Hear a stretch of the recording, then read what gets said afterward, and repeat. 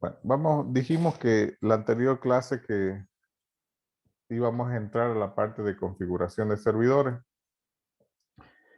Hay veces es necesario de que, bueno, no es necesario. Muchas veces nos dicen, a ver, ustedes vayan y eh, proyectennos el fierro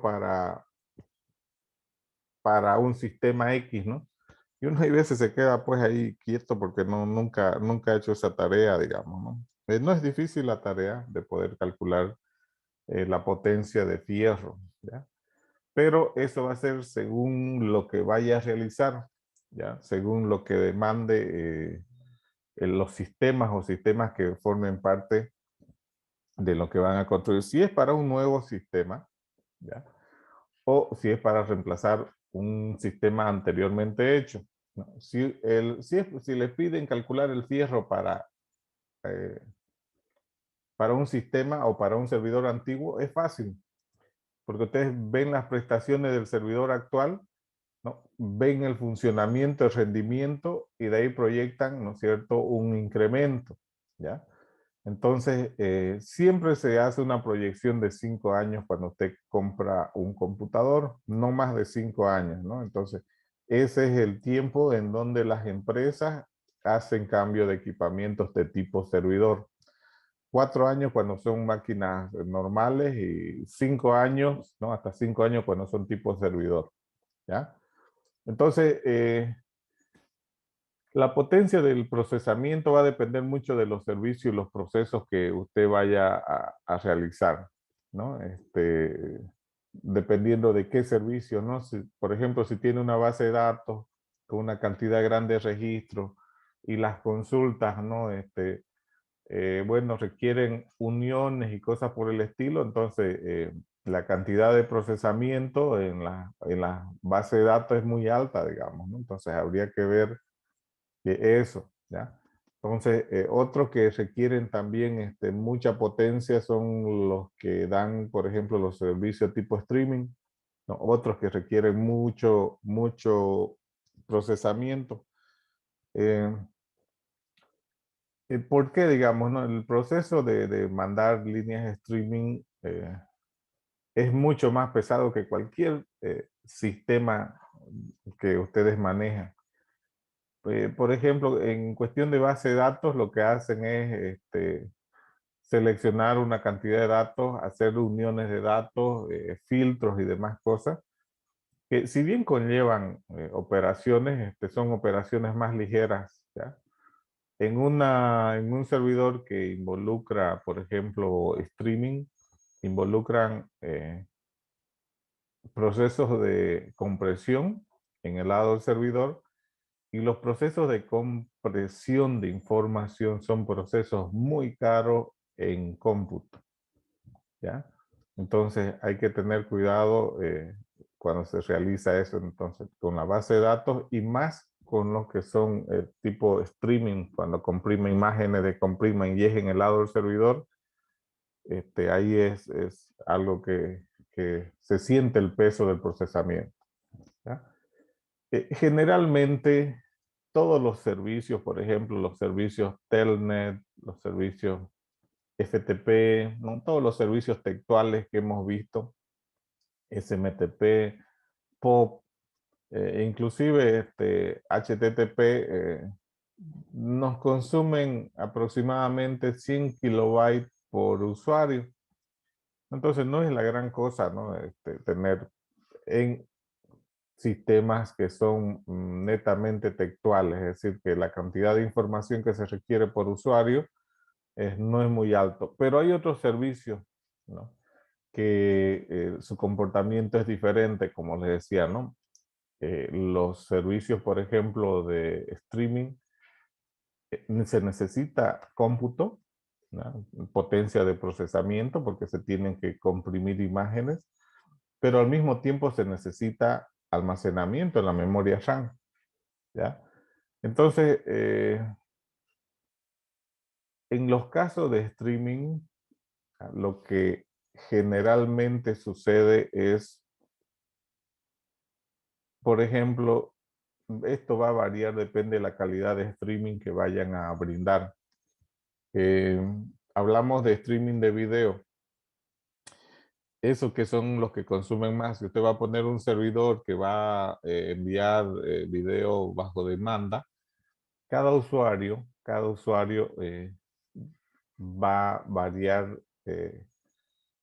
el consumo de procesamiento de memoria RAM, ¿no? Por ejemplo, en qué va a variar esto? Imaginémonos un usuario que para enviar, a ver, hasta 15 segundos de video se envía por adelantado por usuario. Netflix lo hace eso, 15 minutos, 15 segundos, 15 y un poquito más de segundos por adelantado. ¿Qué quiere decir? Que su máquina debería tener un estimado de 15 segundos por usuario. ¿Pero qué involucra 15 segundos de video? Un segundo de video les va a involucrar a ustedes aproximadamente entre 30 y 60 fotogramas, ¿no? Es decir, 30 y 60 fotografías, ¿ya? ¿Cuánto pesa una fotografía? Entonces, ese cálculo de, por ejemplo, alguien me va a decir, no, pero la fotografía depende, ¿no? Depende si es una calidad SD, HD, Full HD, 2K o lo que sea, digamos, ¿no? Entonces, 4K va a variar, ¿no es cierto? Pero el tamaño de la imagen de un fotograma, de una fotografía, de un video, ya va a tener un peso, ¿no? La referencia y la relación es que el promedio de peso de un fotograma es similar al de una fotografía. ¿Cuánto pesa una fotografía que ustedes sacan en alta calidad, en HD? ¿Lo han pesado más o menos? ¿Cuánto es lo que suele pesar una imagen? 6 megas. 1 mega y medio, por ahí. Unos 6 megas más o menos. 5, 7 megas. Varía, Entre ¿no? 3 a 6, depende. Sí, varía. Y el punto medio que han dicho ustedes entre 3 y hasta 6 megas varía, ¿no? Generalmente, dependiendo de la intensidad de la fotografía, puede llegar hasta 6 megas, pero si tienen más colores oscuros, puede estar en 3 megas. Entonces, el promedio de entre 3 y 6 es más o menos 5. Es decir, un fotograma te pesa 5 megas. Pero para armar un segundo de video, tenés entre 30 y 60 fotogramas. Suponiendo que estás en la calidad más baja, digamos, de fotograma, 30 fotogramas por segundo. Entonces tenés que multiplicar esos 5 megas por las 30 fotografías por un segundo. ¿Eso cuánto te sale? 5 por 3, 15. Son 150 megas en un segundo, ¿no ves? Aproximadamente. ¿Sí o no? Suponiendo que pesa cada foto 5. Sí, más o menos sí. 150 megas. Y si usted quiere darle a cada usuario un streaming adelantado de 15 segundos, se va haciendo más, ¿no? Es decir, los 150 megas se están haciendo 1500 megas. 1500 megas por usuario en streaming, ¿no? Entonces, fíjese que ahí ya hay que tener cuidado, ¿no? Si un usuario está consumiendo 1500, ¿no? Megas, ¿ya? En una RAM, ¿no? Hay que tener cuidado de ese cálculo. Nada, mirar, si consume esto, ¿no? Un servidor hasta cuántos usuarios puede atender o cuánto de memoria RAM tiene el servidor, digamos, ¿no? Entonces el servidor ahí va a ser al que tenemos que cargarle la memoria RAM o condicionar lo que el servidor con estas prestaciones puede atender hasta X usuarios, ¿ya? Pero ese es en el caso extremo, ¿no? Que es el video streaming, que es uno de los más pesados. Después lo mismo se puede hacer el cálculo por streaming de audio, ¿no? Que es mucho más ligero, obviamente. Entonces, Pero la idea básica es eso, ¿listo? Hay que tener en cuenta el extremo, que son la parte de los streaming de video, y los servicios normales, que son los que aquí vemos, que dicen 100 kilobytes por usuario online, ¿no? Ahí serían los dos extremos de uso de memoria RAM que van a exigir, ¿ya? Entonces, para los servicios básicos no es mucho, ¿ya? Entonces, pero para los servicios avanzados, como les digo, de video en línea, sí consume, ¿no? Consume un hay que tener una gran infraestructura para brindar ese tipo de servicio. Y el disco duro, con respecto al disco duro, lo clásico bueno, va a variar esto también, ¿no es cierto? Es un cálculo especial. En la mayoría de los servidores, lo que se hace es calcular cuántos usuarios tienes también, ¿ya? Y se da una cuota por usuario para que ellos puedan tener. Cuota por usuario es similar a lo que nos da Gmail, ¿no es cierto? En almacenamiento en el correo tenemos una cuota de 15 gigas, nos da Gmail, ¿no? Usted puede usar 15 gigas gratuito, ¿no? Pasa los 15 y ellos lo borran, lo comprimen o hace cualquiera de las cosas. ¿Ya? Entonces, eso es una cuota. Entonces, nosotros en las empresas deberíamos de manejar ese concepto de cuota por usuario, de tal manera que un usuario con todos los servicios que le involucran en el servidor debería tener una cuota definida. Los sistemas operativos nos permiten y nos ayudan a manejar cuotas dentro de los servidores. Y es muy fácil de controlar, es decir, ¿no? Pueden tener un más o menos un porcentaje de flexibilización, pero a partir de ese momento, el usuario que pase del límite automáticamente no puede cargar, no puede hacer varias cosas, ¿ya? Por ejemplo, en otros conceptos de sistemas operativos que no manejan cuota, un usuario puede llenarlo el disco duro. Y eso es peligroso, es decir, ¿no? De llenarlo el disco duro, ¿no? Estábamos diciendo que va a involucrar que otros servicios más se van a parar por solamente un usuario. Pasa en Windows, muchas veces he visto eso, que un usuario hizo backup de sus películas y bueno, lo llenó pues el servidor, no son discos grandes los servidores, ¿no? Son relativamente medianos y además que son caros los discos de los servidores. Entonces ahí es donde hay que tener ese cuidado de manejar cuotas y las cuotas hay que definirlas en función de lo que tengamos. Por ejemplo, podemos agarrar y si nos piden comprar un servidor, no sé, tal vez para correos electrónicos, imagínense que nos están pidiendo, ¿no? Hacer el cálculo, ¿no es cierto?, para adquirir un servidor de ese tipo, es más fácil. Decimos, muy bien, tenemos 100 usuarios en la empresa, 100 clientes que vamos a tener. A cada cliente démosle a 5 gigas. El cálculo es sencillo. Es decir, el usuario puede usarlo los 5 gigas el primer día o puede ir incrementando, ¿no es cierto?, poco a poco en el transcurso de los 5 años. Pero lo fácil de ahí es que es fijo, ¿no? Es decir, no podemos agarrar y decir o que se va a incrementar o que no. Está fijo, 5 gigas ponemos, ¿no? Es decir, necesitamos 500 gigas, digamos, ¿no? Dependiendo del tamaño que le vamos a dar. ¿Ya? Es decir, necesitamos un servidor de medio tera, ¿no? Y atendemos bien, ¿no?, con esa disponibilidad. Entonces, para dar cuota por usuario es sencillo. El detalle es cuando nos piden cuota por... Generalmente la cuota más difícil de calcular es de una base de datos. Es decir, no es por usuario. La base de datos no es un usuario, para empezar. Y una base de datos tiene un crecimiento constante, ¿ya?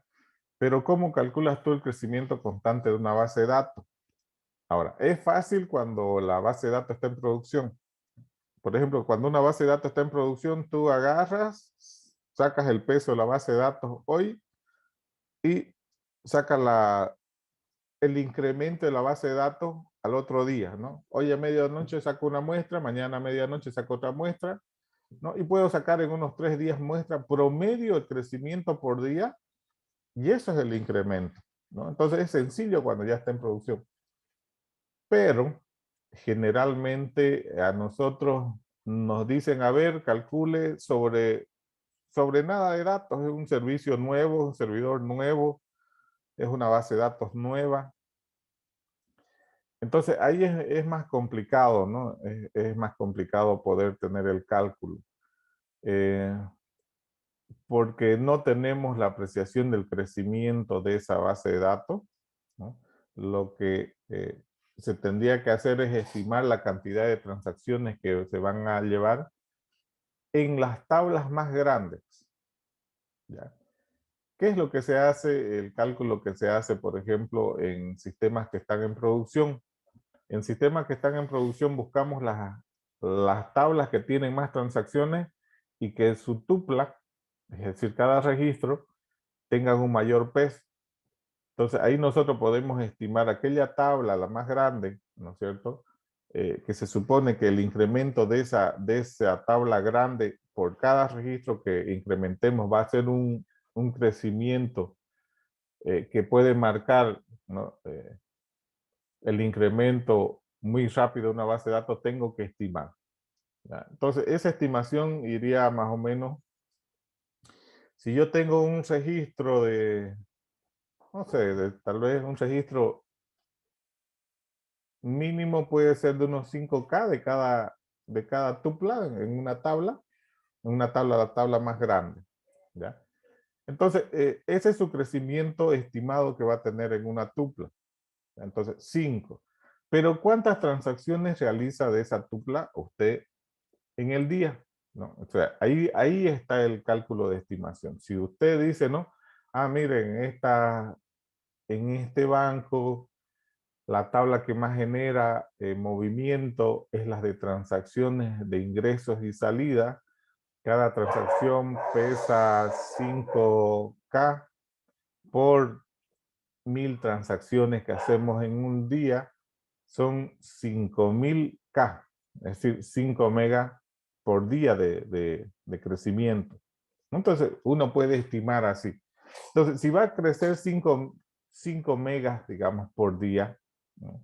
Entonces, en una de las tablas, porque hay que ver las tablas, no siempre crece una, no crecen varias. Entonces, puede ser que una tabla esté creciendo 5 megas por día, otra esté creciendo 10 megas, ¿no? Entonces, puede variar esto, 3 megas, ¿ya? Siempre vamos a ir por el número más alto, ¿ya?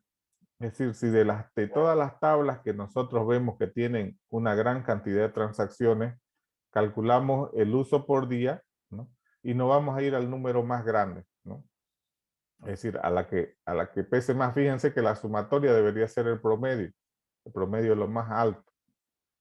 Y ahí es donde ese crecimiento por día, ¿no? El promedio de ese crecimiento, el promedio más alto de ese crecimiento por día, es el que lo tenemos que multiplicar por los 365 días.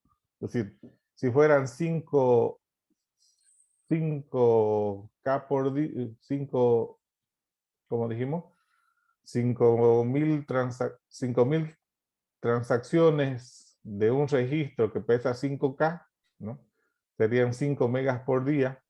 Lo multiplicamos por los 365 días y eso por los 5 años de proyección.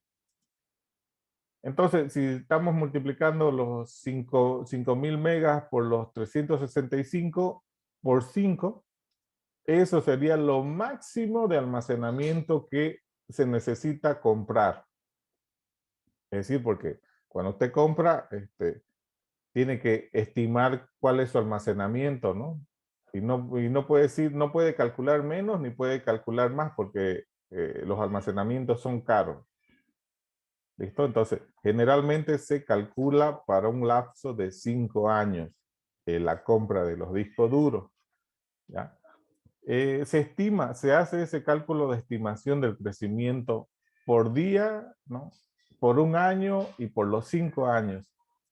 Y ahí es donde tenemos definido cuál es el tamaño del disco duro que va a tener el servidor, ¿no? Es decir, buscando, ¿no es cierto?, el promedio del incremento de las transacciones, ¿no?, que tiene, por ejemplo, por día una base de datos, por los 365 días, por los 5 años. Esa es mi referencia. Ahora, esto puede variar, ¿no es cierto? Por ejemplo, hay situaciones en las cuales un sistema puede incrementar su crecimiento de la base de datos. Aquí es donde se da, para tener problemas fuera del lapso de los 5 años, un incremento de un 20% de lo calculado. Es decir, si usted calculó 1000, no sé, 1000 gigas, digamos, de almacenamiento, calcúlele el 20% más, ¿ya?, para que en el trámite de adquisición de nuevo servidor usted tenga un espacio de almacenamiento hasta que se adquiera el equipo, ¿ya? Varias veces yo he visto problemas de que se compraron equipos y se llenaron antes de lo previsto. Obviamente, si alguien me dice, pero este servidor va a ser híbrido, va a tener base de datos, va a tener varias cosas, entonces ahí no podemos tener una proyección de un servidor, ¿no? Si tiene muchos servicios en donde hay gran cantidad de movimientos de información, por ejemplo, no podríamos manejar cuotas en un servidor de base de datos, ¿no? El servidor base de datos trabaja generalmente en exclusiva, ¿no? Y se proyecta un servidor de este tipo por un lapso de ese tiempo. Generalmente, ¿no? Por eso hay un administrador de DBA, de base de datos, ¿no?, que se encarga de este seguimiento. Es decir, no, donde está la base de datos no le metemos generalmente otro servicio para evitar que el cálculo de crecimiento sea afectado por estos otros servicios que no tienen que ver. Y una base de datos generalmente no puede pararse. Esto, al menos, no puede pararse porque se llenó el disco, digamos. No hay ese concepto, digamos, ¿no? Entonces, se pueden hacer algunos paros por actualización o cosas por el estilo, pero nunca que se llene, ¿no? Pero igual ha pasado, digamos, ¿no? Ha pasado que se han llenado, se ha tenido que parar 2, 3 días hasta poner en marcha el nuevo servidor. Bien complicado, digamos, ¿no? Las empresas pierden mucho dinero por cada hora que para de producción, es mucho dinero, ¿no? Entonces ellos, como ya saben la cantidad de dinero que pierden por hora de que se para la base de datos, entonces ellos prefieren hacer un cálculo especial, ¿ya? En el caso de que se les pidiese que hiciesen ese tipo de cálculo, es importante tener en cuenta, ¿no?, hacer, ¿no?, un cálculo referencial de estos para el almacenamiento, ¿ya? Porque he visto yo esos casos de que no sabían qué hacer con el servidor en producción, el servidor lleno, lo que borraban las bitácoras porque no querían que se llenen y borraban pues las evidencias en caso de un ataque, digamos, ¿no? Pero era la solución momentánea porque no querían borrar datos y no sabían qué más borrar, digamos. Entonces son problemas muy complejos que pueden pasar y hay veces hay que evitar eso haciendo un cálculo, ¿no?, frío, ¿no?, y con un porcentaje de incremento de un 20% sobre el cálculo estimado, ¿ya? Entonces eso va a variar, ¿no?, em, según los servicios que se brinden. En la plataforma yo les he puesto una guía más o menos de lo que se tiene que hacer con respecto a las instalaciones. Cuando nosotros trabajamos en sistemas operativos tipo servidor, cambia el tipo de almacenamiento, ¿no es cierto? El disco duro ya no es un ID, no es un SATA, es uno de alta velocidad, es una tecnología SCSI.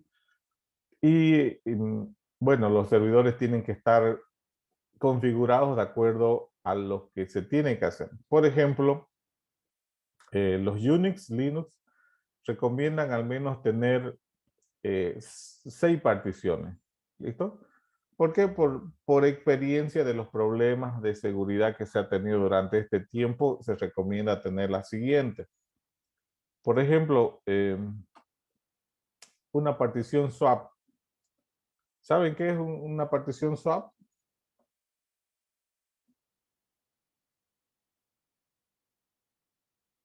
Intercambio. Intercambio. En Linux, ¿qué se llama? En Windows, perdón. ¿Tiene Memoria Windows? virtual. El archivo de paginación, ingeniero. Tiene, ¿no? Sí, pero como un archivo, no partición. Fíjense que Windows tiene es un archivito que cuando uno sabe cómo atacar al sistema operativo, por ejemplo, ustedes han programado en C++, ¿no ve? En C++ se puede pedir espacios de memoria. New, no, no sé, le da un tamaño específico de un objeto y el sistema operativo lo va a ir generando. El detalle es que el sistema operativo, cuando ve que la RAM ya está muy llena, él empieza a hacer paginación. Empieza a bajar todo lo que puede al disco y lo baja y lo baja y lo baja. Se puede generar ataques en el archivo de paginación. Obviamente, si yo creo un programa para que le pida todo el espacio que tiene RAM, el sistema operativo no va a saber qué hacer, ¿no? Y generalmente hay vuelcos de memoria, pantallas azules y demás cosas. Por un lado. Por otro lado, el archivo de paginación generalmente, bueno, se lo puede cambiar en Windows, digamos, ¿no? Generalmente el archivo de paginación debería ser como máximo el tamaño de la memoria RAM para volcar toda la memoria RAM en el archivo de paginación. Pero uno lo puede cambiar el archivo de paginación, ¿no? Y es ahí donde hay los problemas, ¿no? Que se enfrentan, ¿no? De que el rato menos pensado se cuelga, el archivo de paginación me consume espacio de almacenamiento. Ya ha habido varios problemas de seguridad. Entonces, en los servidores tenemos que tener una partición específica para que haga este tipo de intercambio, la memoria RAM, por si lo necesita. Preferible es que esté a que falte, ¿no? Entonces, y va a variar, ¿no? Algunas veces ¿no? es el tamaño de la memoria RAM, ¿no? En la mayoría de los casos. La otra partición clásica que se tienen es la boot. En Windows, por ejemplo, hace unos 4 años recién están creando su partición boot. Antes Windows se instalaba el sistema operativo en la unidad C, ahí estaba el arrancador, estaba todos los archivos de arranque. Antes, ahora ya aprendieron ya. Por los problemas de seguridad que tenía, ahora Windows ha creado un archivo boot, igual que tipo servidor, ¿no? Entonces ahí están los archivos principales, porque antes el ataque que se le hacía a Windows era que se le borraba el MBR y ya no arrancaba, digamos, ¿no? La parte del sector arranque del disco, y ahí quedaba inhabilitado el sistema operativo, ¿ya? Entonces, la mayoría de los tipos de servidor crean una carpeta donde están los archivos de arranque. Después hay otra partición que es la partición principal en los sistemas operativos, que es la partición raíz. En Windows creo que es la unidad C, y ahí se guarda todo. Porque si me salgo después Es bien, es mal, pero tienen sus problemas. La otra partición que tiene que ser es la partición home. ¿Por qué una partición específicamente para los usuarios? Lo que pasa es que si ustedes tienen más experiencia con Windows, un solo usuario puede llenar el disco. Un solo usuario. ¿Se imagina en un servidor ese problema? Entonces, aquí lo que se hace es en el servidor tener una partición de X tamaño, que si los usuarios lo llenan por alguna razón, el servidor sigue de pie, solamente se llenó la carpeta de los usuarios, ¿no? Y eso se lo puede resolver. ¿No? Evitar problemas de que un usuario me consuma todo el almacenamiento, ¿ya?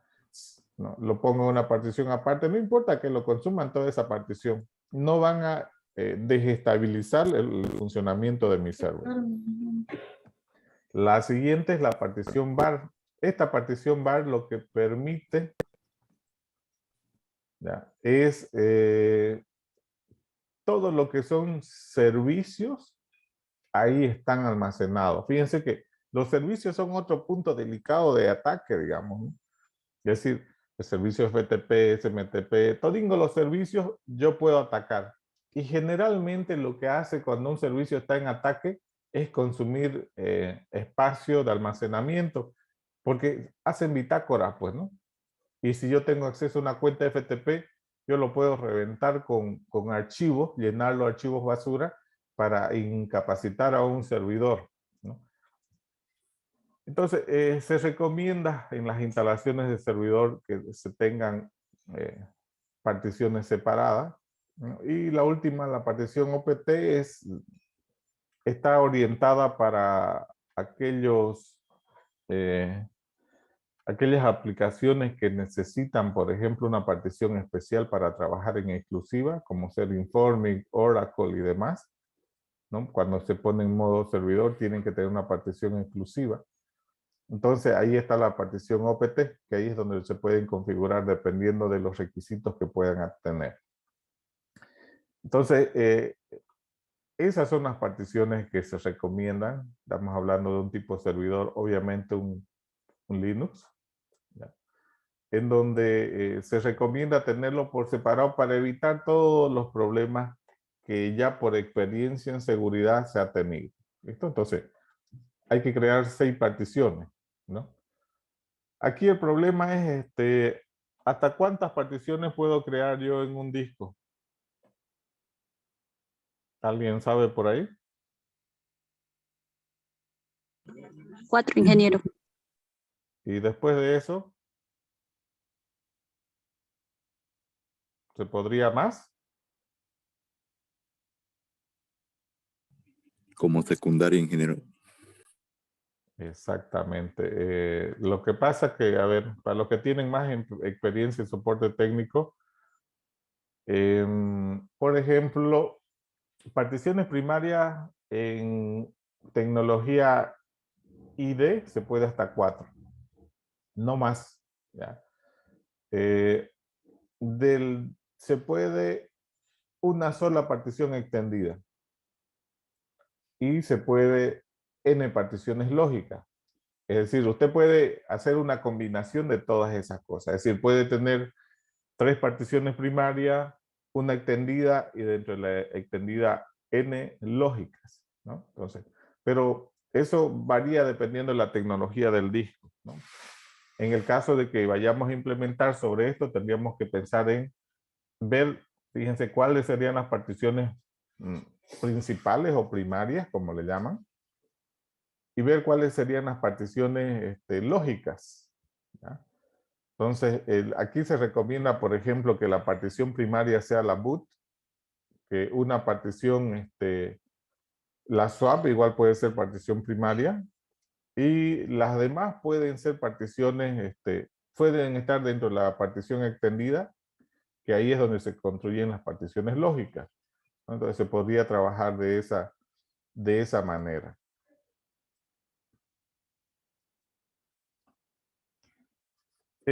Cuando instalamos un equipo tipo usuario, es decir, el que vamos a trabajar en este caso, el que vamos a instalar hoy, si nos da el tiempo, generalmente se recomienda de esta forma, es decir, tener una partición swap similar a la RAM. Es decir, si usted tiene 4 GB RAM, igual tendría que ser el swap, ¿ya? La partición boot entre 500 megas, 500 y 800 megas. La partición raíz, 10 GB como mínimo. la partición home 20, la partición bar 10. Y si va a instalar un Oracle, un Informix o algo por el estilo, una OPT con 10 GB. ¿Listo? Hay veces uno quiere hacer pruebas, ¿no? Hay que tener una partición de pruebas para estas aplicaciones pagos, ¿no? Entonces, para las aplicaciones pagos está la carpeta OPT o la partición OPT donde se va a instalar todo lo que son el software pagado, ¿ya? El software propietario. Entonces, fíjense que necesitamos un espacio de más o menos 50 gigas para configurar nuestro equipo de modo usuario, ¿no? Similar al equipo que yo estoy usando, ¿no? En este caso yo estoy usando para modo workstations, de modo usuario, de esa forma, ¿no? Si va a ser de modo servidor, entonces, ¿cómo hago las particiones en modo servidor? Ya habíamos visto algunas de las características del modo de los discos y demás, ¿no? Entonces, el modo servidor estaría de la siguiente forma. La partición swap tendría que ser el doble de la RAM. La boot, igual que un tipo workstation, 500, 800 megas. La raíz, como 10 gigas. La partición home se recomienda 5 gigas por persona como mínimo, ¿ya? Entonces es un buen espacio dependiendo cuántos usuarios usted va a tener. El bar, aquí va a variar el cálculo si usted tiene varios servicios. Hay que calcular la cantidad de transacciones, hay que calcular los servicios que tiene, ¿no? Para poder determinar. No se olviden que en bar está la base de datos, ¿ya? Entonces, esta partición bar, ahí está la base de datos, está el servicio de FTP, está SMTP, está POP, está HTTP. Entonces, en bar están todos los servicios y hay que calcular las transacciones por cada servicio, ¿ya? Entonces, eso puede variar, ¿no? OPT depende del requerimiento de tercero, ¿no? ¿Qué exigen los software propietarios para instalarse? Es una recomendación. Bueno, vamos a ir un ratito a la plataforma. Dentro de la plataforma tenemos la configuración de servicio.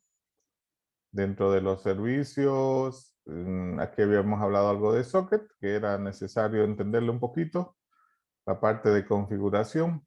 Bueno, aquí tienen algo, igual algunas recomendaciones de los tipos de configuración que se tiene, ¿ya? La mayoría de los Linux actuales utiliza una tecnología de manejo de discos que se llaman LVM. Por ejemplo, a ver, voy a volver para aquí para explicar lo que es LVM.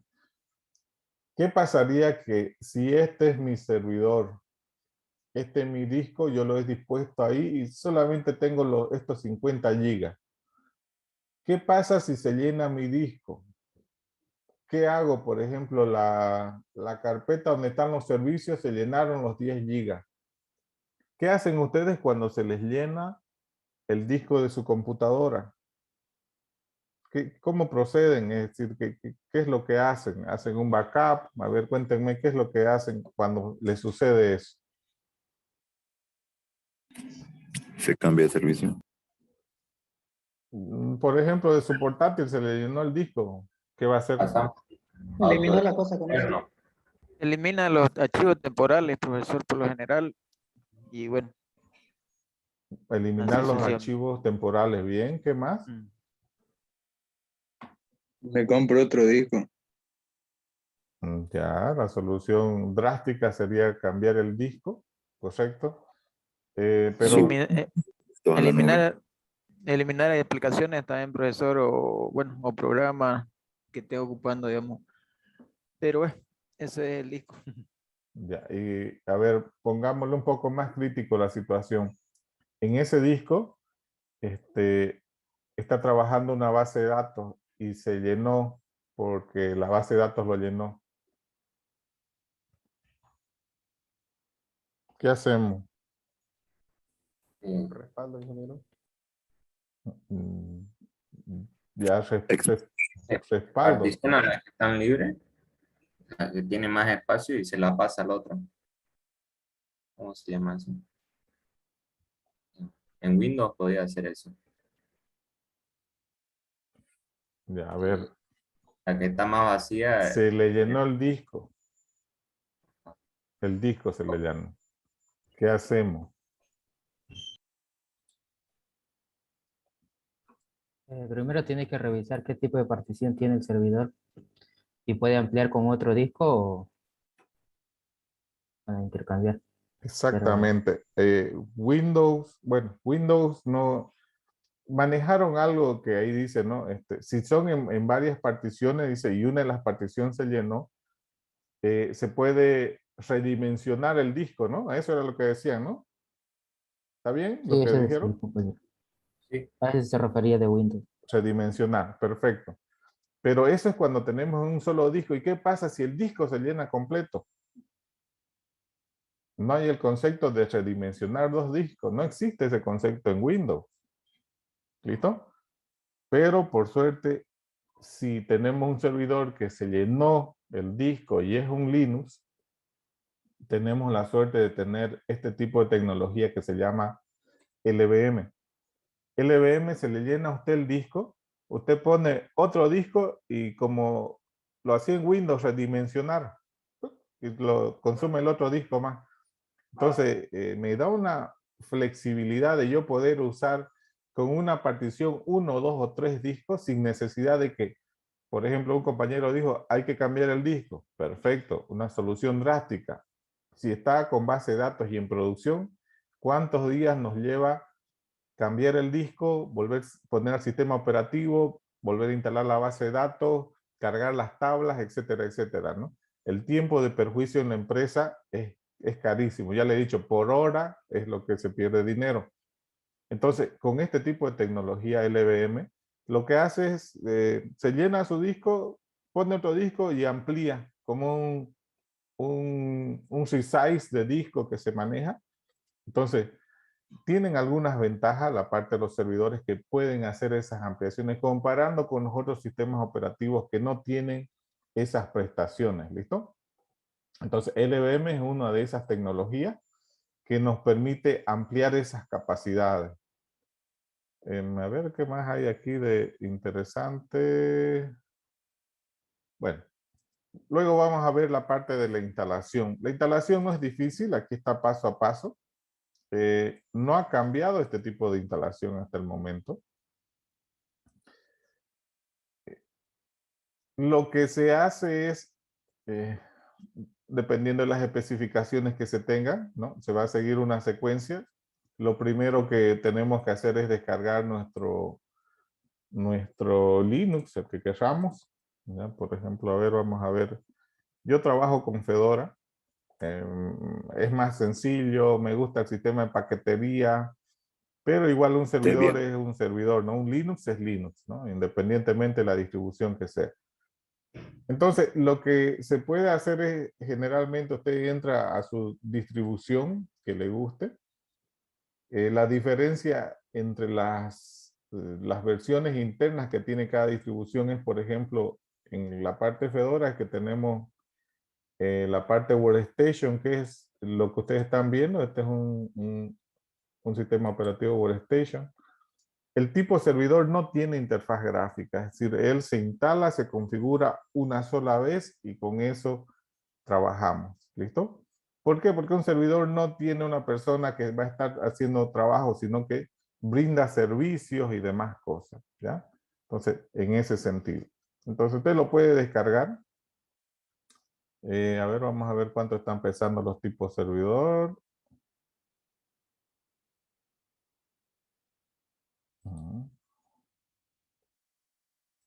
2 gigas están pesando, ¿no? Entonces ahí se puede agarrar. Bueno, cuando usted descargue esto, ¿ya? Cuando usted lo descargue, generalmente puede suceder de que haya un problema al copiar de un lado a otro, es decir, al descargarlo en su máquina. Y puede darse el caso de que se haya copiado mal algo.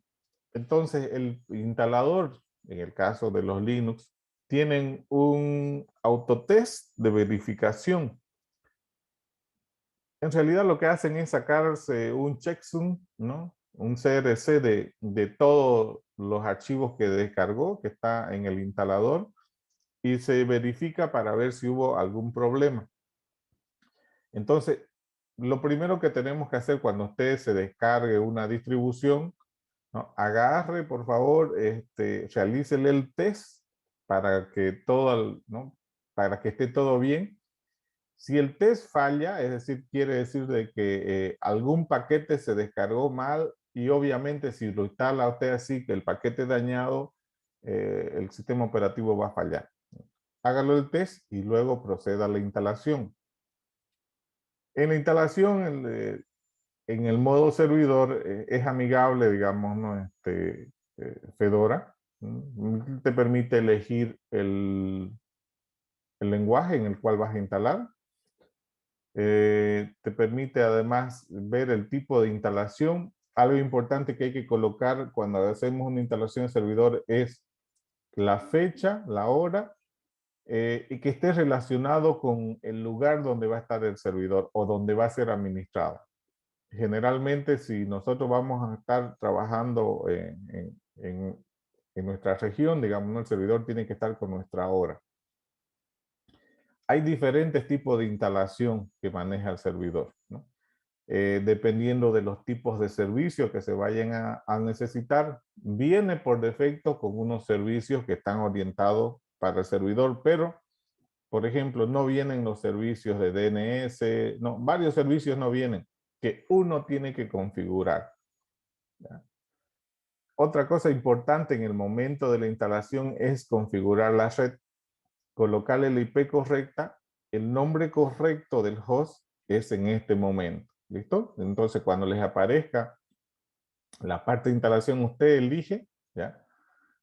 Y también hay una parte donde usted puede crear una partición o puede dejarle al instalador de que haga su propia partición. Entonces, esto va a variar, ¿ya? Usted puede agarrar y decir, y particionar automáticamente o realizar partición. Entonces, lo que se hace es, bueno, elegimos un idioma para poder hacerlo más claro. Elegimos una región de la instalación. En este caso, nosotros elegimos Sudamérica, La Paz.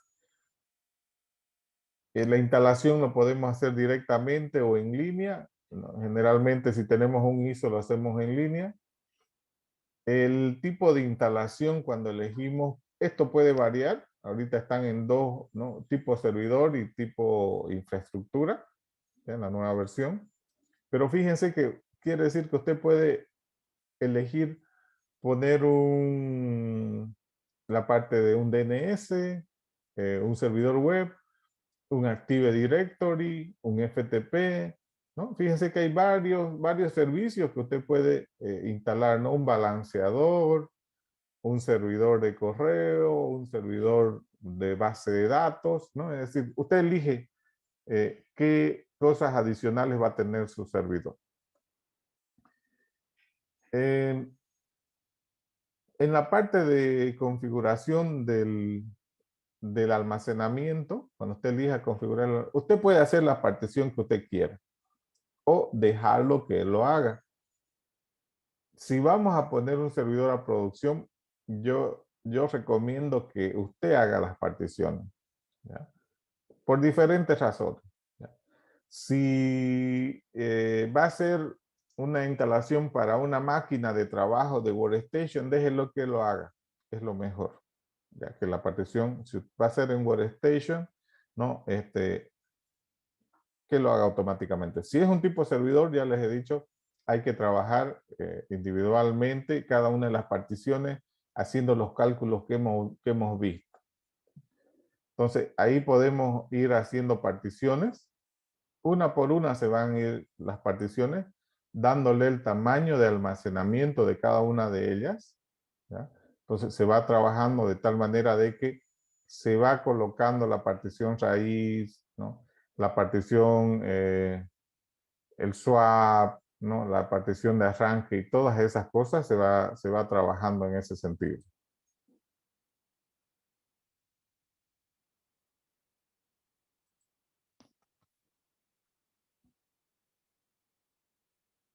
Luego de eso se van creando las particiones. Fíjense que aquí cuando se crean las particiones hay los tipos de partición. Generalmente hay la partición estándar y hay los formatos LVM, que son los que hay que usarlos cuando hacemos este tipo de instalación. La partición swap, la partición home, ¿no? Y todas las particiones que se requieran en el servidor, ¿no? Lo que hemos visto, se realiza la instalación, se configura la red, que es importante, ¿ya? Se pone un dominio, esto es importante. Después se lo puede cambiar, sí, se lo puede cambiar. Lo más importante es poner la IP adecuada para que después no estemos peleando con cambiar las IP. ¿Ya? ¿Por qué? Porque un servidor como queda sin interfaz gráfica, hay veces nos es complicado administrar algo como no estamos acostumbrados a trabajo en solo consola.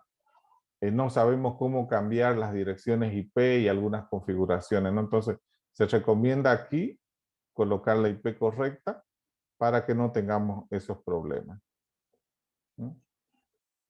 Configuramos las direcciones IP, los DNS para que funcionen adecuadamente y luego de eso ya se da la parte de iniciar instalación, ¿no? Y la instalación, ¿no?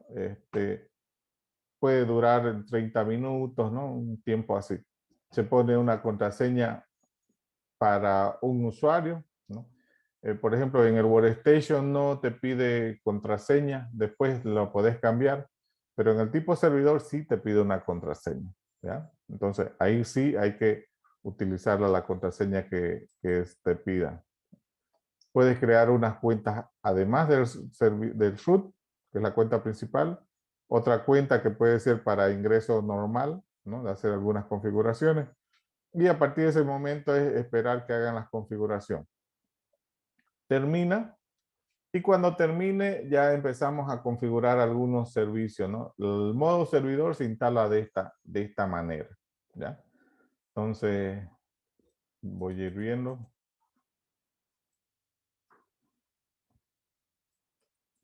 Algo pasó, se deshabilitó mi mouse.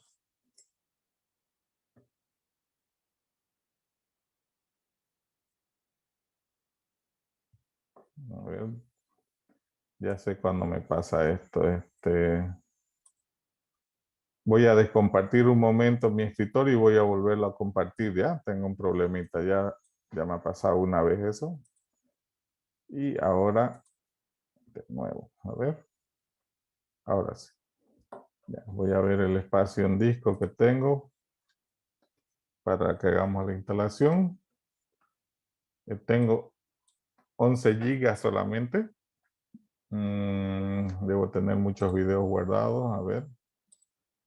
¿Dónde están? Documents. Son los videos de Zoom los que me llenan el disco. A ver, todo esto ya lo subimos. Septiembre.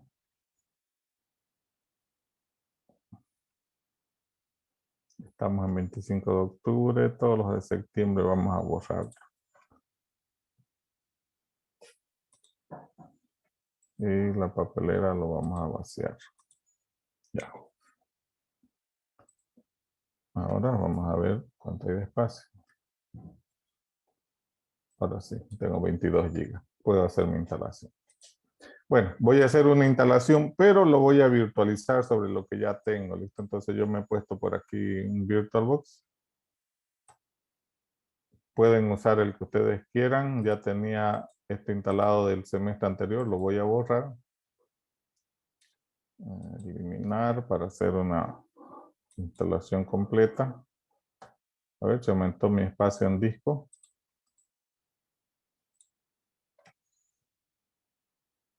Ahora tengo 32 gigas. Ya bien. Ok.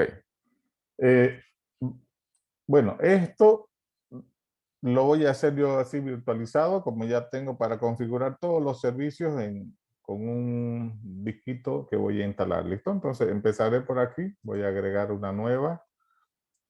Le voy a poner server Fedora.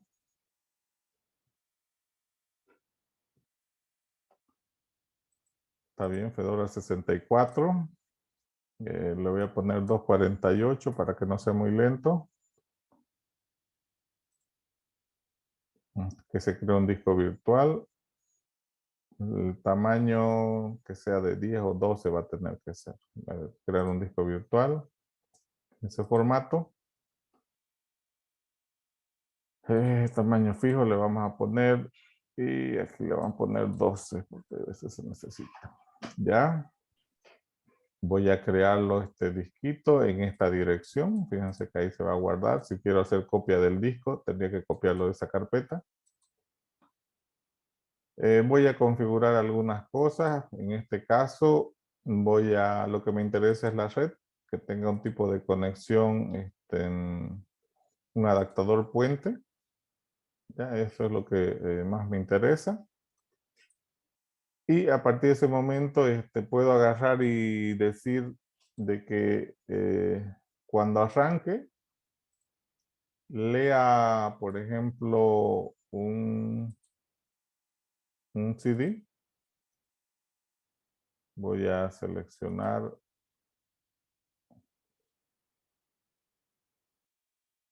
que es el Fedora Server. Y con eso, cuando arranque, va a ser la instalación. Ok. Voy a hacerlo correr entonces. Ya voy a maximizar esto. ¿Cómo se hace? Fíjense, ahí me sale la opción para...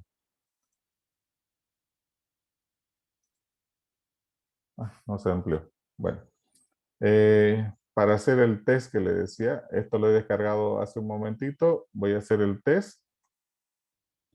Entonces, el test lo que hace es verificar si lo que descargué hace un momento está bien. Entonces lo hacen un test.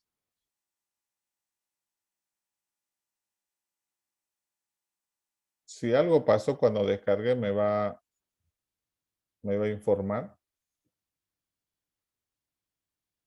No salió ninguna observación de la verificación.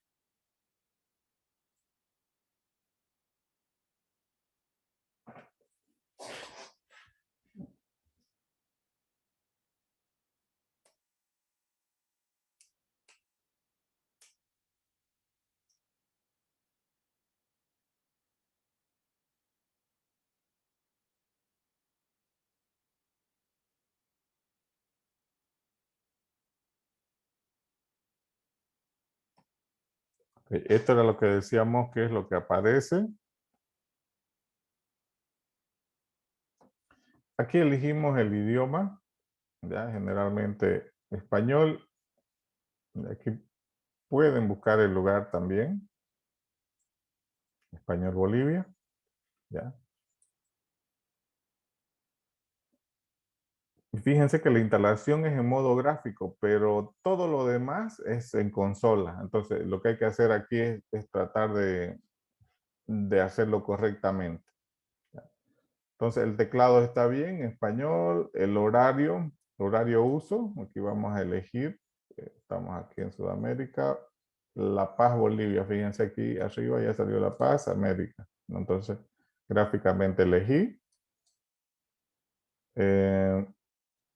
Selección del software, dice Fedora Server Editions. Ahí yo puedo elegir qué más quiero. Por ejemplo, si vamos a utilizar contenedores o otras cosas, ¿no? Si vamos a trabajar con algunos sistemas, ¿no? O personalizar, ¿ya? Entonces lo vamos a dejar como estaba, Fedora Server Editions.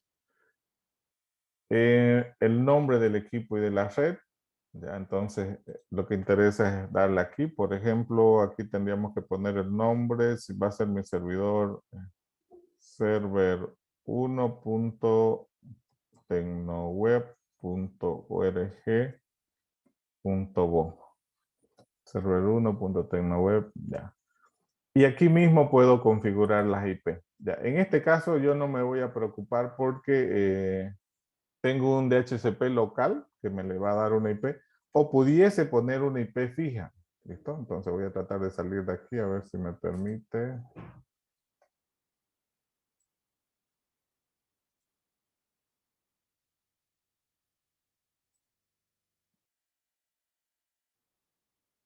Están cruzados estos aquí, a ver.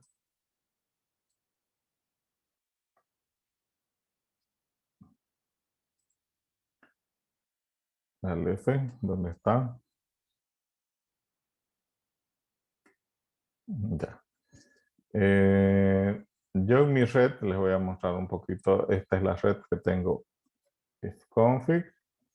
Entonces tengo un DHCP que me va a dar una IP, algo por el estilo, pero yo puedo agarrar y configurar esto que tengo aquí. ¿Ya? Entonces puedo ponerle una IP, ¿ya? Para poder utilizar. ¿No? Entonces voy a aprovechar estos datos para que sea fijo dentro de mi red que tengo, ¿no? Entonces, en mi red,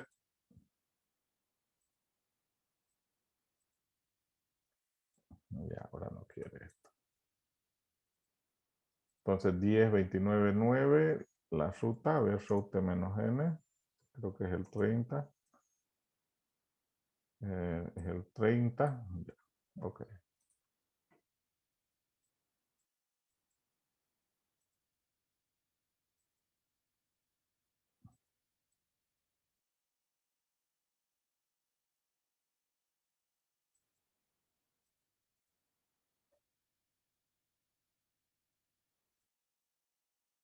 Ya sigo con el mismo problema. ¿Dónde está?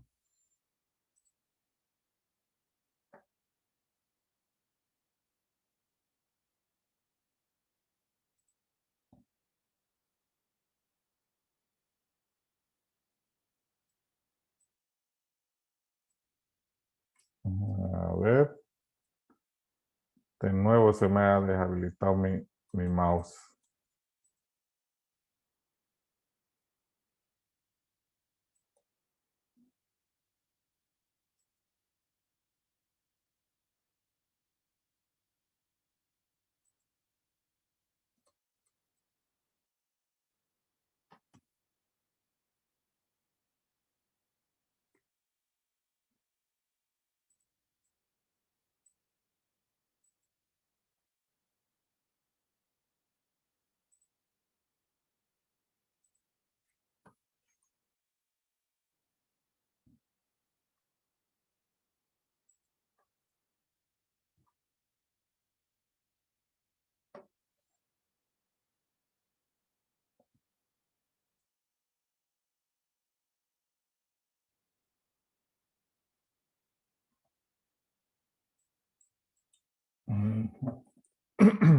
A ver, algo está pasando con mi máquina. Está necesitando más memoria.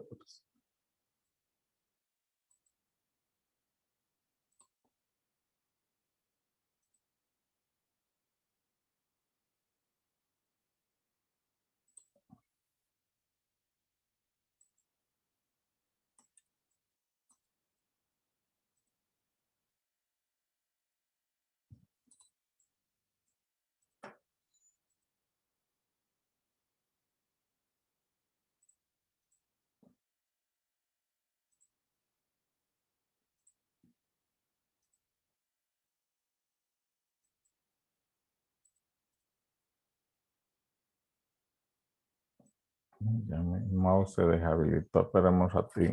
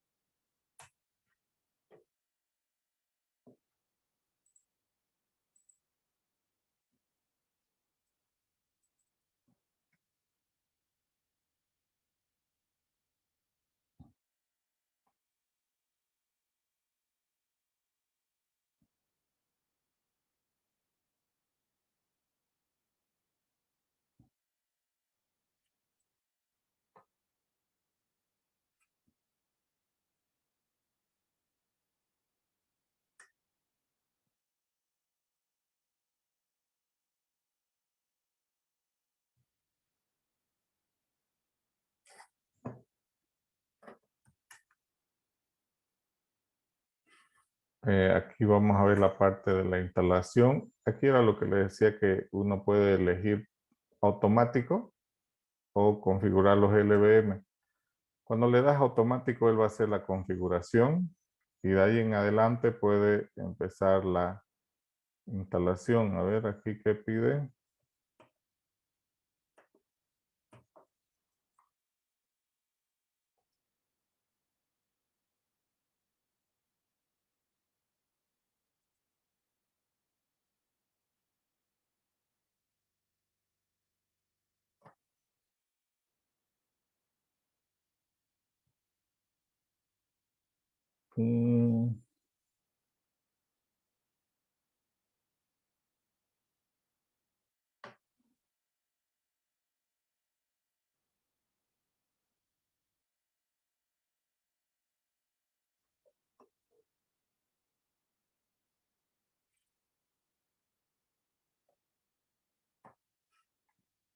Mm, no quiere.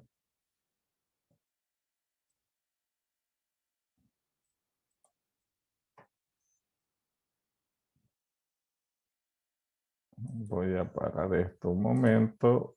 Vamos a volver a compartir. Y de nuevo está molestando el VirtualBox. Esto minimizar, lanzar. La instalación.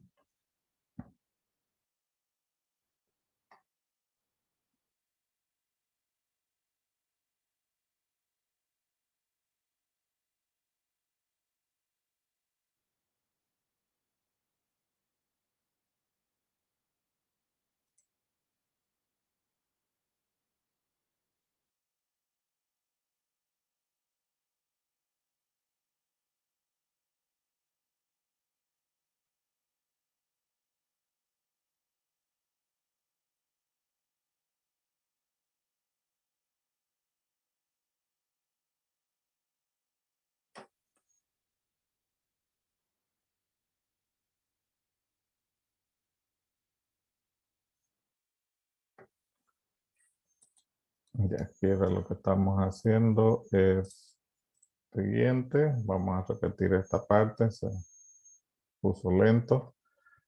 El teclado. La zona.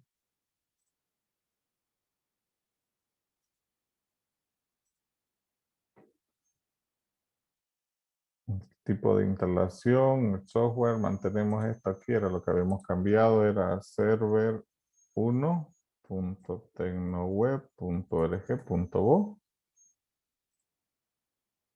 Podemos ponerles aquí la IP, por ejemplo,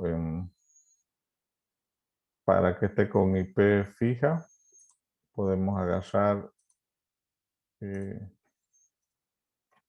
10.29.9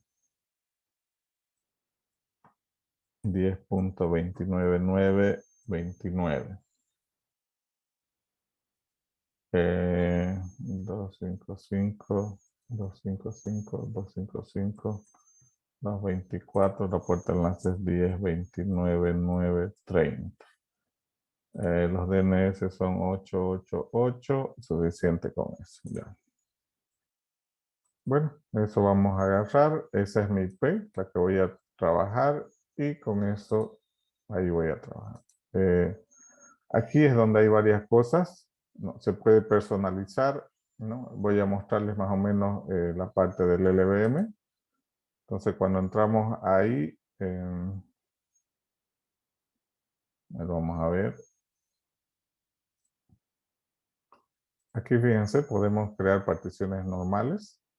Generalmente deberían haber dos particiones estándar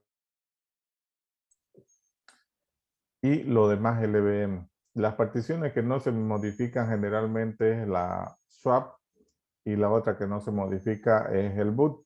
Entonces podemos crearlo como particiones normales, esas dos, por ejemplo, podríamos agarrar y elegir, ¿no? Esas particiones.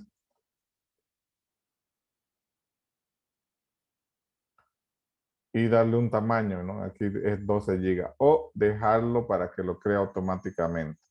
¿Ya? Entonces podemos agarrar y hacer eso.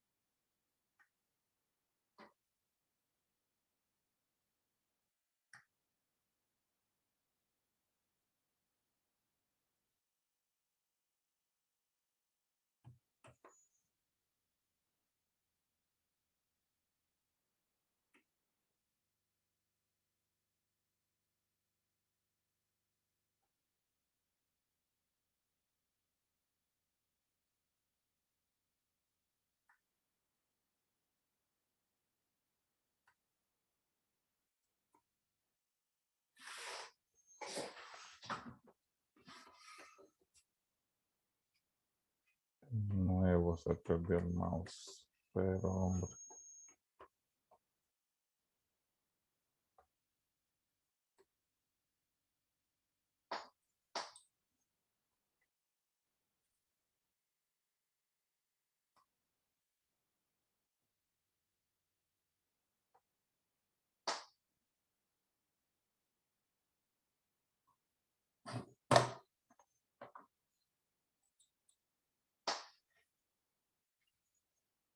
Bueno, de nuevo se pierde el mouse, no puedo hacer mi instalación.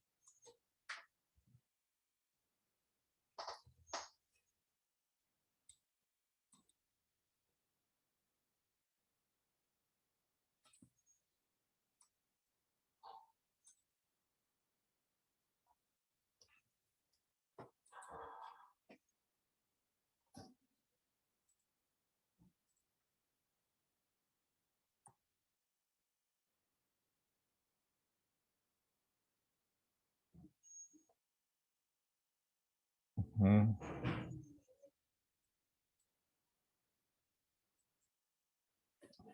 Algo le pasa cuando estoy trabajando. A ver, de nuevo.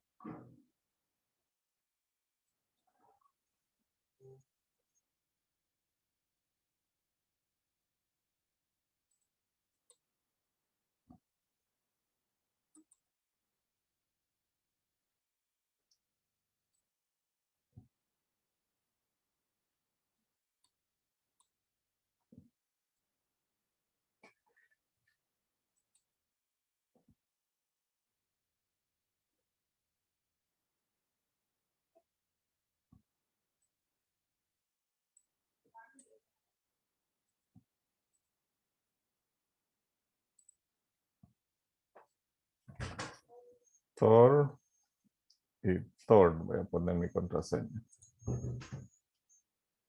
Está bien. Y ahora instalar. Bueno, algo le pasa a mi equipo. Y de aquí solamente esperar.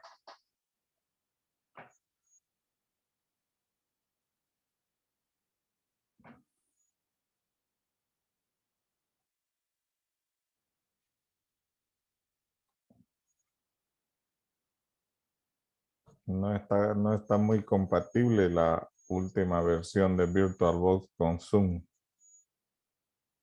Algo está pasando.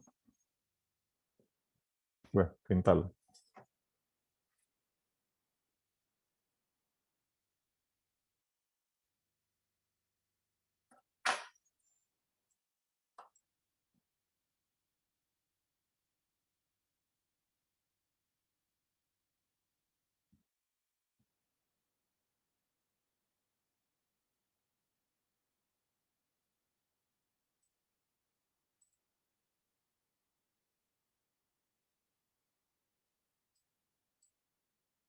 Bueno, en el chat preguntan, José Elías dice, ¿podemos usar Ubuntu? Mm, Es Linux, ¿no? Es Linux, no habría problema en eso. Lo que sí, nosotros por la facilidad, para la gente que no ha usado antes Linux, vamos a trabajar sobre Fedora, ¿no? Eso sí varía un poco el manejo de paquetería y las direcciones donde se encuentran los archivos de configuración va a variar en algunos paquetes, no en todos, ¿ya? Entonces, eh, pueden usar la distribución que ustedes vean conveniente, mejor la que tengan experiencia para que esas configuraciones que hagamos nosotros en clase, ustedes las apliquen en la distribución que están manejando. ¿Listo? Entonces ahí ya depende de ustedes. Si no han estado manejando anteriormente Linux, trabajemos con Fedora porque es más amigable. Si ya han trabajado anteriormente otros proyectos, ¿no es cierto?, con Linux, bueno, úsenlo, la distribución que hayan utilizado. No hay problema en eso.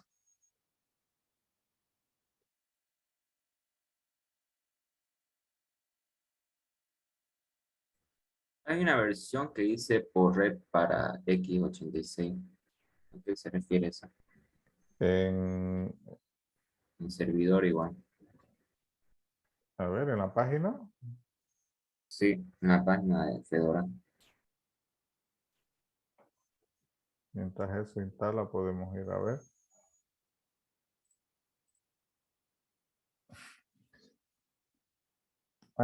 Este es el peso del archivo. Lo que pasa que en función de lo que usted descargue, hay un instalador de 600 megas, creo. Y lo que hace el instalador de 600 megas se conecta al servidor y descarga los últimos paquetes. Es decir, no lo descarga todo el instalador. En cambio, el que descargamos hace un momento de 2 gigas, este de 2.1 gigas, él tiene todos los paquetes instalados, ¿ya? Entonces, el que es por red, ese instalador por red, es de 600 megas, hace el booteable y se conecta a internet y lo descarga de internet. Esa es la diferencia. Gracias. Oh,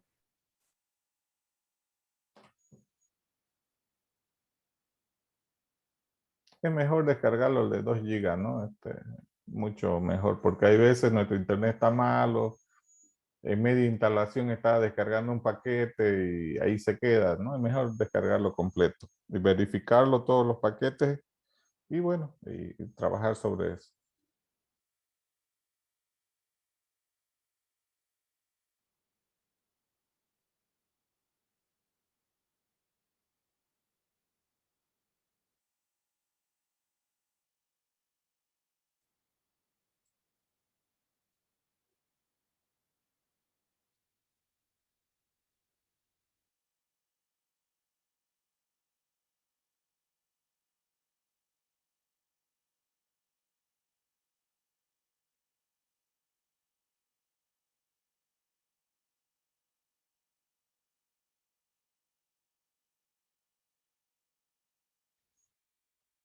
Bueno, ya va a terminar la instalación.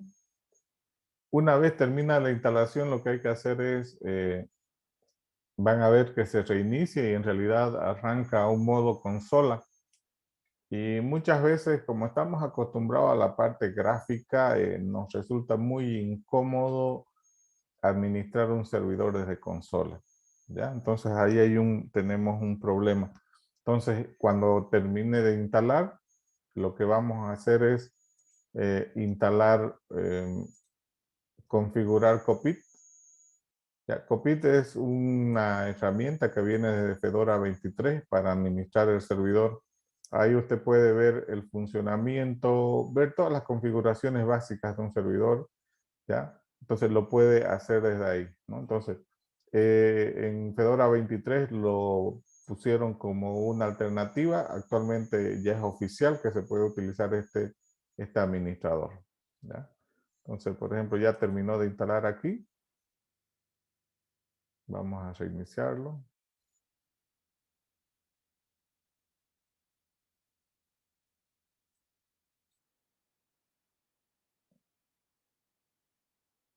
¿no? Ya ahí está iniciando el servidor.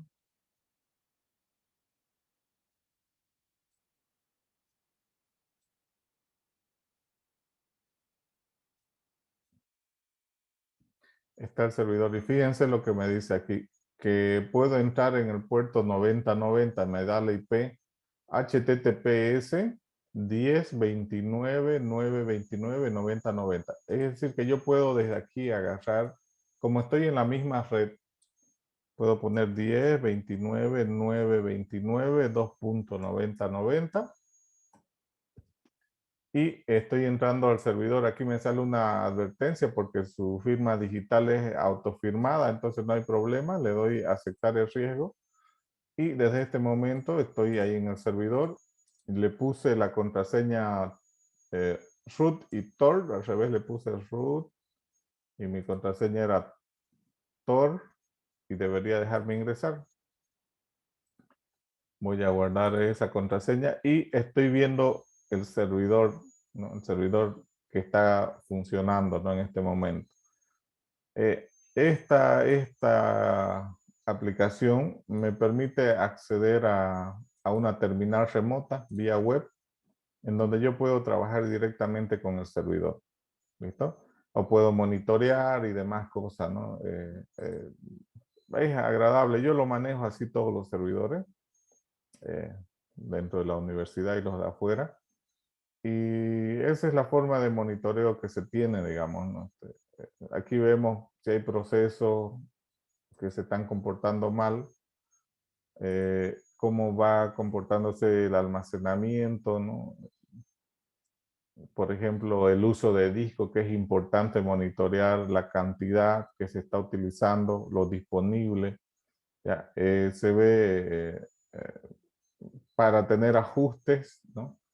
Generalmente cuando hay tráfico de red, para saber si nuestro ancho de banda es necesario para las aplicaciones que tenemos, entonces podemos monitorear todo eso. Es decir, es un cliente remoto vía web que me permite acceder a todos los recursos. Y lo más importante, que yo puedo agarrar y usar la terminal para actualizar, hacer lo que yo quiera, ¿no? Ahora vamos a ver DNF update, le voy a decir que se actualice.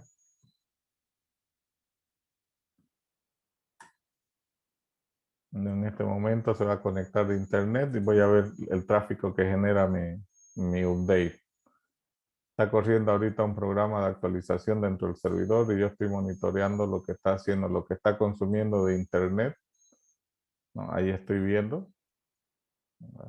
Y cuando empiece a descargar, si hay algo para actualizar, igual aquí, ¿no? Entonces estamos más o menos gastando esa cantidad, 15 megas, 10 megas, dice, ¿no? Entonces eso es lo que está descargando en este momento. Fíjense, está conectando a esta velocidad, ahí está la velocidad y puedo estar monitoreando lo que está sucediendo en ese momento. Entonces lo mismo en el almacenamiento, veo el comportamiento del disco, ¿ya? Entonces, o puedo ver los comportamientos del microprocesador.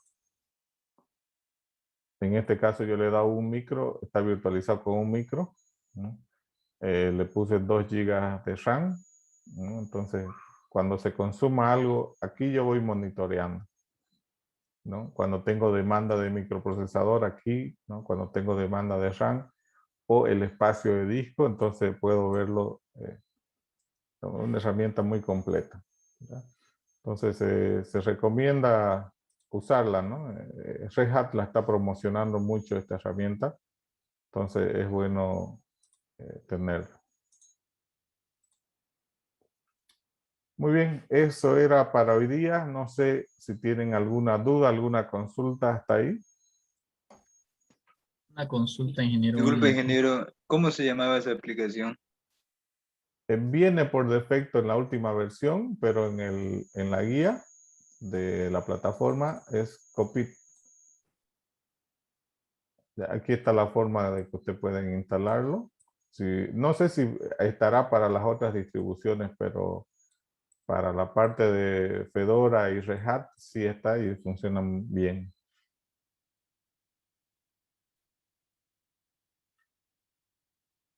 ¿Alguna consulta más? Ingeniero, buenas noches. Buenas noches. Este servidor es libre prácticamente, ¿no? Se puede usar para instalar en un sistema con información sensible como un banco, algo así, tomando en cuenta que si algo llega a fallar, ¿a quién le vamos a reclamar, no? Porque es gratis.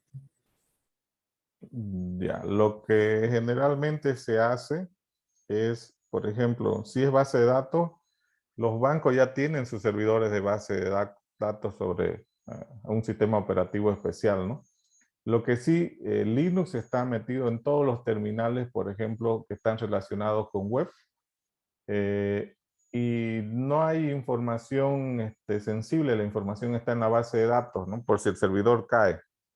Entonces lo que tenemos es solamente una pasarela en donde nuestra aplicación web se conecta a la base de datos, a una copia de la base de datos, si lo quieres así. Cosa que si en algún momento se compromete la seguridad del servidor, no afecta, ¿no? En las copias que vaya a tener en el sistema real. Pero la mayoría de la banca tiene, un 90% de la banca tiene este servidor, les cuento. Por si acaso, por si no lo sabían, la universidad igual está bordeando ese porcentaje entre 80 y 90, que es Linux ahorita.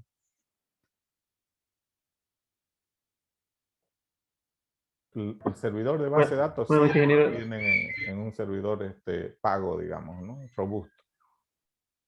Bueno, si viene una consulta, entonces ahora nosotros vamos a trabajar sobre Fedora, pero Workstation, ¿no? Sí, si no han tenido mucha experiencia, por favor, trabajemos en Fedora. Los que ya tienen experiencia en Linux, la distribución que les guste, ¿no? Nosotros vamos a trabajar, como lo que necesitamos es instalar servicios, ver que funcionen, ver que el servidor esté bien. Entonces, no necesitamos más potencia, digamos, ¿no? O más seguridad, digamos, no como un Debian, digamos, con máxima seguridad. No, es para lo que queremos hacer, ¿no? Poner un servidor de producción media alta en seguridad, ¿no? Porque esas herramientas son, por si acaso, ¿no? Fedora tiene una de las seguridades más altas que maneja. La NSA está trabajando con este proyecto que se llama SLinux. ¿Ya? Y SLinux me genera una de las seguridades más altas que existen en lo que respecta a Linux. ¿Ya? Y ese Linux está implementado en varias distribuciones. ¿Ya? Entonces, si configuramos ese Linux adecuadamente, ¿no? Es muy alta su prestación de esta herramienta de seguridad. Pero pueden hacerlo en cualquier distribución, ¿no? Nosotros vamos a trabajar en Fedora para todos los nuevos y la primera vez que utilizan, para que aprendamos. ¿Listo? Carlos Alberto, ¿alguna consulta?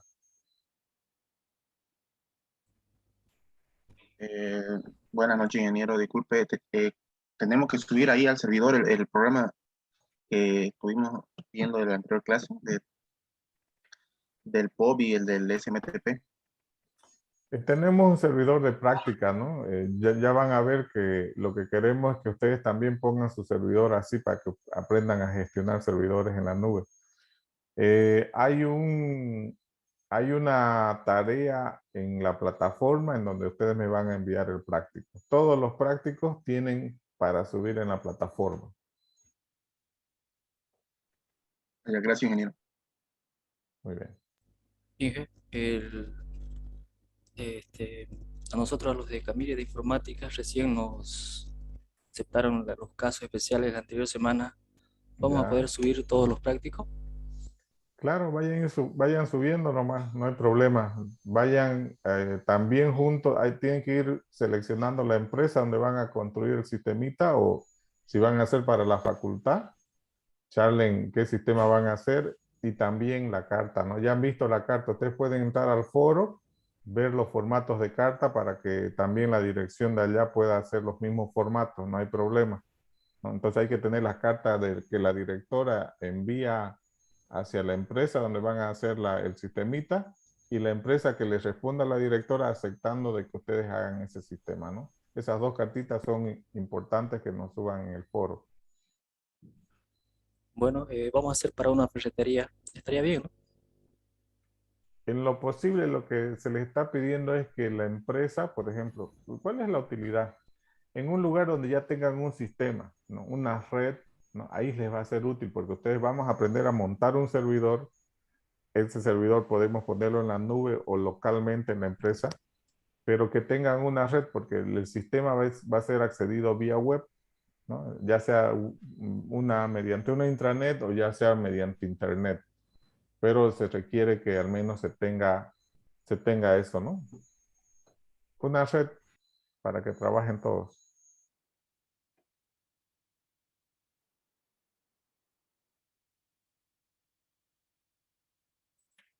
¿Una consulta más?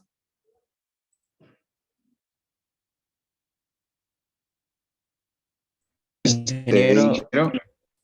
Sale restringido. ¿Cuál era la... ¿En cuál? Perdón, active su camarita, no sé quién me está hablando. Perdón, en la plataforma restringido me sale todos los temas. ¿Cómo era? Para ver, a ver, ¿le sale restringido? No, sí es compartido los temas. Entra Bueno, ahí y, por ejemplo, aquí hay una carta, este es de redes. A ver, vamos a guardar. Para los que no lo han hecho la cartita, lo voy a guardar y lo voy a volver a subir. Y lo voy a subir en el chat, ¿listo? Ese es el formato de carta que... A ver, ¿dónde envío? yo entré con caso especial, no sé si era por eso. Todo debería de poderse... No, todos pueden en realidad. ¿Listo? No debería haber ningún problema, digamos. Y me sale Tal vez no hizo los cuestionarios, digamos. Antes los cuestionarios, todas esas cosas. Tienes que abrir el cronograma de clases, no sé qué hay al inicio. Cuando lo hagas todo eso, recién te va a permitir. Ya tiene que leer, sí tiene que leer desde el principio todo. Esa es una de las condiciones que está. ¿Ya? Tiene que leerlo. Si no, no le deja, ¿no? Si no lee el cronograma, ¿qué más es? A ver, vamos a entrar. Si no lee la carpeta pedagógica y el cronograma, no puede acceder ahí. Eso es más o menos.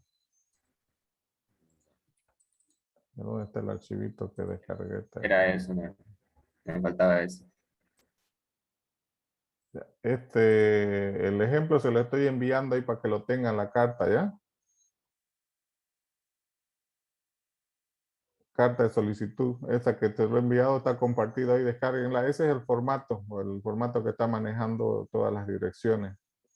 Si no tiene sistema, pásenla al sistema. Si no tiene informática, igual se la pasan. Es la misma carta, solamente creo que varía el logo de la dirección de carrera. ¿Ya?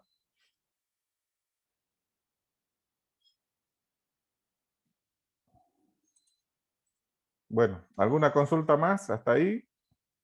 Esta semana, por favor, vayan trabajando y buscando la empresa, ¿ya? Yo voy a ir asignando número de grupos internos a cada uno. Estén atentos, vayan viendo los requerimientos de la empresa para que yo busquen los requerimientos. Yo voy a elegir 8 de esos requerimientos para que ustedes puedan presentarlo para defenderlo. ¿Listo? Porque hay veces la empresa le pueden pedir 15, 20, pues no, yo voy a elegir 8 nada más. ¿Ya? Ingeniero, no pasa nada si hay dos de sistema y uno de informática en una empresa. No hay problema en eso.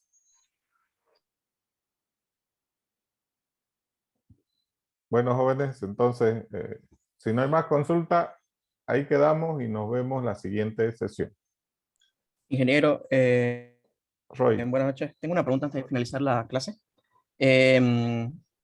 Dijo el Fedora Workstation, ¿sirve si lo instalamos en el VMware? Igual, o sea, ¿el virtualizador no importa o sí o sí tiene que ser en el VirtualBox de Oracle? Trabajenlo. ¿Qué les recomiendo? Si están en una portátil o una PC, apártense 50 gigas e instálenle ahí en el fierro, directo. Se ve más la potencia virtualizado, es un poco más complicado.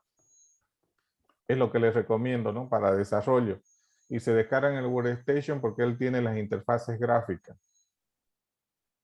Ok, está bien. Gracias, ingeniero. Ingeniero, una pregunta, si la empresa que estamos consultando ya tiene una estructura, digamos, y ellos nos están devolviendo, digamos, solamente datos de su base de datos que ellos tienen, ya nos devuelven los mismos datos, ¿no? Obvio que tenemos que hacer un diagrama igual separado porque nosotros estamos haciendo administración de tickets, mientras ellos ya tienen todo lo relacionado con consultas a los pacientes y todo lo demás, ¿no? Entonces, en este caso, ¿cómo lo haríamos? ¿También tendríamos que montar nuestro servidor? ¿O simplemente utilizar el que ellos tienen? Yo recomiendo que pongan, yo les voy a dar parte del servidor donde van a implementar, pero para que ustedes aprendan y ganen experiencia, pongan su propio servidor. Es lo que yo les recomiendo. Porque la aplicación usted lo cambia de un servidor a otro y debería de funcionar. Ya, pero la experiencia de aprender a manejar el servidor es como la bicicleta, ¿no? Tenés que rasparte la rodilla y tenés que darte unos 2 porrazos para entenderle, digamos. Igual esto de los servidores, ¿no? Entonces, ¿qué les recomiendo? Que instalen su propio servidor y ya si la empresa le dice, por favor, nos lo van a colocar en esta carpeta web, ustedes ya se lo copian, lo instalan ahí donde ellos les pidan. Ya, listo. Muy bien. Bueno, jóvenes, ¿alguna Una consulta, más? ingeniero, disculpe. ¿Se puede instalar ese cockpit en el Ubuntu? Los que somos fanáticos de Ubuntu. Hola. El cockpit. Ese panel Yo de sé que control, lo digamos. está promocionando Red Hat, pero no sé si tendrá compatibilidad con Ubuntu. Sería buscarlo, no sabría decirlo. Ya, ok, ingeniero, gracias. ¿Alguna consulta más?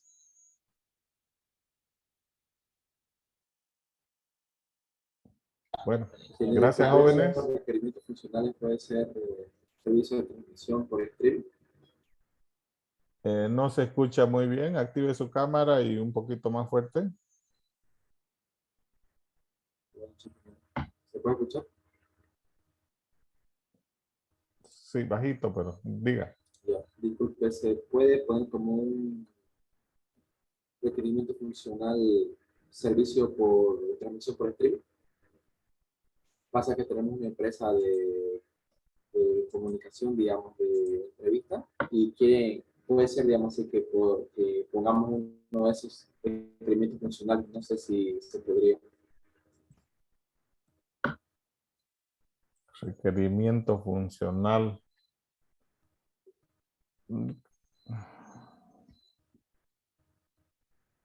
No, a ver, no entiendo. Si lo que pasa es que un streaming puedes usar o gestionar un streaming de alguna forma, pero como requerimiento, los streaming tienen su propia plataforma de gestión, por ejemplo. No le vería cómo el sistema va a gestionar o va a conectarse a un streaming. Ahí es donde yo no te entendería esa parte. Pero si es un sistema aparte, es un actor. Se figura como un actor, ¿no? El servidor de streaming y tu servidor, ¿no? Figuraría como un actor exterior de ese sistema.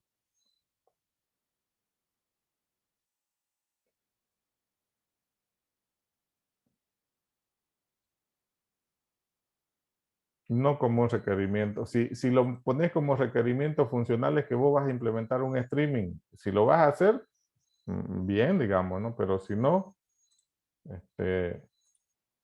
no sería necesario, pues, ¿no?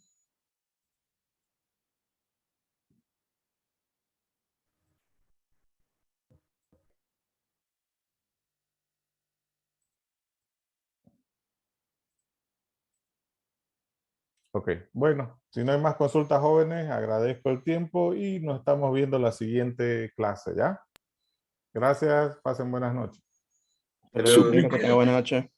Buenas noches, ingeniero. Buenas noches, buenas noches. Gracias.